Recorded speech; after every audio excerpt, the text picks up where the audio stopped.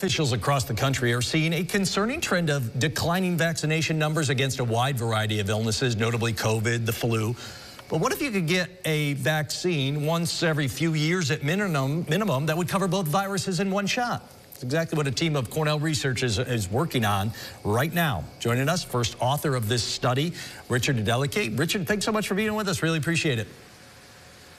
Yeah, thank you. Thank you for having me. Just quickly, what specifically did this study involve? Are we up to testing it on humans yet or not?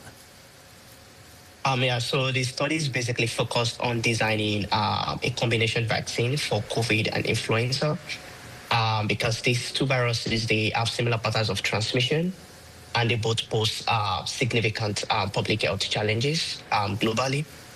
And as of now, there is currently no combined COVID and flu vaccine for you, approved vaccine for use in humans. And our goal is to develop like a scalable and effective solution to combat both viruses more efficiently.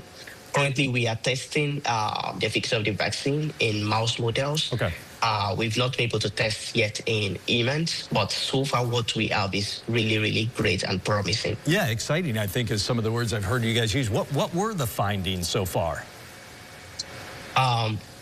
In our study, the combined flu COVID-19 vaccine effectively protected vaccinated mice against SARS-CoV-2 or influenza virus infection, which is really, really amazing.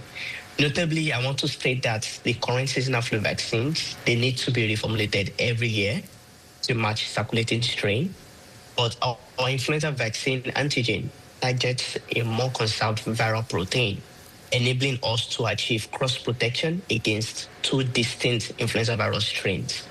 And this highlights the potential for broader and more durable immunity. We're also able to achieve protection against SARS-CoV-2 disease challenge. Yeah, how big a breakthrough, though, to get this kind of combo vaccine? And I know we're kind of on the earlier stages at this point, but you got to start somewhere to get to that end result. So how big a breakthrough is that?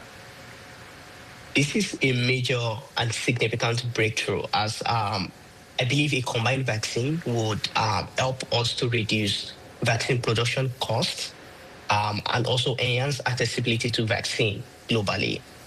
In fact, with this approach, we can achieve a broader population coverage, making vaccination much more efficient and widely available for people.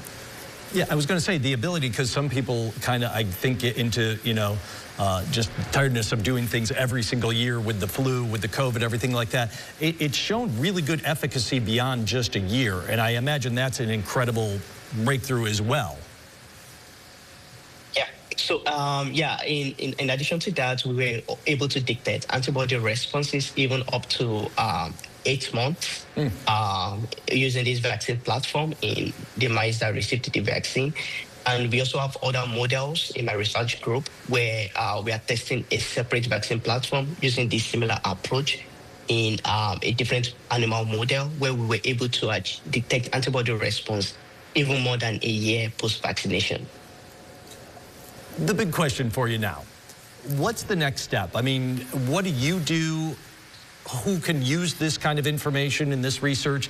And then, it's 3 in 1. How long before we actually could test this on people and maybe even get it to market? So give me the timeline going forward now. Also, the next step actually is to evaluate the vaccine efficacy in non-human primates because they are closer models to humans, followed by phase 1 clinical trials in humans. However, advancing to this stage will require government or pharmaceutical support to facilitate further development and testing. But phase 1 clinical trials usually takes about 1 to 2 years, depending on the speed or the resources available.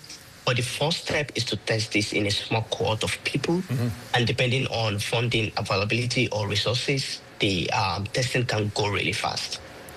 Richard Adeleke from Cornell University. Again, we got to start somewhere to get to that end result, so I know it takes little steps in there. Thanks so much for spending time with us. Appreciate it. Good luck with the work here. Thank you so much.